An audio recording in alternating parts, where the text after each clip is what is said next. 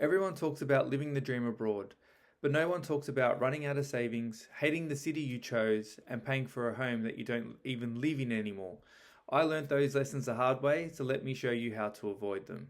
I've been living abroad for around about 3 years now, and I've made some costly mistakes. So today I'm sharing the three big ones that I wish I avoided, and they are not saving enough, choosing the wrong city, and trying to have two homes at once. So let's begin with not saving enough. So when I came abroad, I had an idea of exactly what I would expect to be living on, but then also investing money in to make sure that I'm able to, or was able to stabilize, my living, and that included living expenses and those types of things. But there were some things that I didn't factor in. So in the Netherlands, for example, when you rent an apartment, I didn't realize that you needed 2 months worth of rent upfront, plus then paying the rent the next month. So that is quite considerable, especially where I've got a home here with a family of four. So having a reasonably sized apartment, I had to offload close to €4,500 up front, then pay also the month of rent as well, because this is a furnished apartment.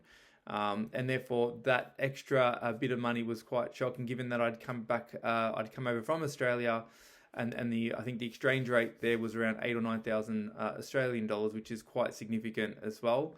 And that ate into my savings that I brought over as well. Plus, I didn't factor in the mandatory health insurance that was required, which ranges anywhere for a family between 350 to maybe around €450, depending on what you want to have for your health insurance. Also, for schooling and those types of things, for those that have children, especially where you're starting off abroad, you may look to the international schooling system, which is more expensive, depending on what type of school that the kids are going to as well. Luckily, in the Dutch system, you can go to free schooling. However, given we weren't sure how long we'd be here, we started with the international system as well, which obviously also cost us a little bit of money as well. And also transportation costs. So when you first come in, you might be catching trains a lot. You might be looking to hire a car and those types of things. And coming from one side of the world to the other, those costs are significantly different as well. So I think in total, we bought around about €15,000 over as we set ourselves up in the initial phase. In hindsight, maybe more like 20 or 30,000 euro would be ideal, especially given the fact that there are some surprises that will come up along the way, and having that extra bit of money also does assist in setting yourselves up, whether you are a single, a couple, or as a family as well. So the more the better, as best as you can.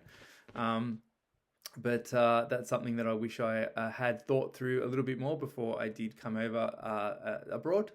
The second item there was location. So when we first did our research online, we did look at a lot of expat boards through Facebook, etc., and other sort of social media platforms. We did have a focus on one big city in the Netherlands in particular.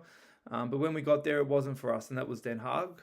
When we went there, it wasn't something that we really kind of felt we fit into. And I think just given it was a big city and all the feedback we'd heard from other people coming abroad, that seemed to have quite an international feel. However, when we did sort of settle in for the few months when we first started out, it wasn't for us. So what I would recommend is do even more research and really make sure that you do look at who you are and what you want to get involved in and what type of setup you have. So if you're a single person and you want to go out and have that real Netherlands feel, for example, I would recommend obviously Amsterdam is key, given that's a central hub. Although the cost of living may be a little bit higher, including getting an apartment and those types of things might be more expensive. However, if the nightlife is what you want and being close to the city or the main city in the Netherlands, then obviously Amsterdam is a place to be. For us, in hindsight, places like Haarlem and also Delft are great for families. They are they're not a huge city, but they're not a small city. They have everything there at your doorstep. And it's quite a beautiful place to be in as well. It has the canals and those types of things, which is quite nice. But yeah, what I would recommend is obviously doing a lot of research Also talking to people and expats that have done it before as well. Also, like I said, look at those boards and social media, but also look to see what's around, and I guess the things that you're looking for in your lifestyle to make sure it works for you as well, which is super important. The third one that I still struggle with today is having two homes. So one of the things that I regret the most is not selling everything before I came here. So that probably resolves item number one, where not having enough savings.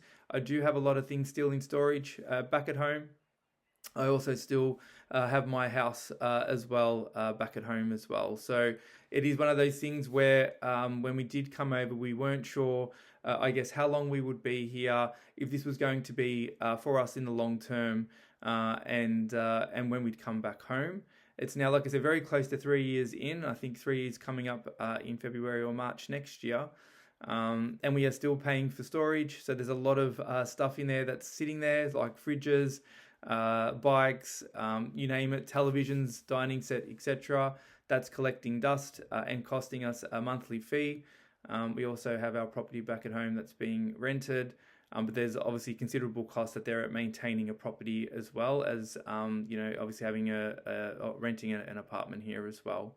So what I would recommend is really make sure that you do have an exit plan. And what I mean by that is that if you do have something in storage, making sure that you do connect with someone in your family or friends that are able to offload items as well, or sell them if you do decide to live abroad longer than what you expect. Otherwise, sell them all up front. That can also help with your savings. You can put some money aside as a backup for an exit plan if you wanted to leave the country as well. But definitely in hindsight, I would have sold everything up front, taken the plunge completely, and therefore when I went back home, or if I did go back home, then I would also have some savings aside for me to obviously reinvest or do the things that I wanted to do as well. So they're the 3 regrets I have. Hopefully this does help yourselves if you are looking to move abroad, and to consider these as well. As always, please feel free to connect through the comments if you want to ask any further questions or want to know more. As always, please feel free to like, subscribe, and looking forward to bringing you more of these videos in the weeks and months to come. Thanks.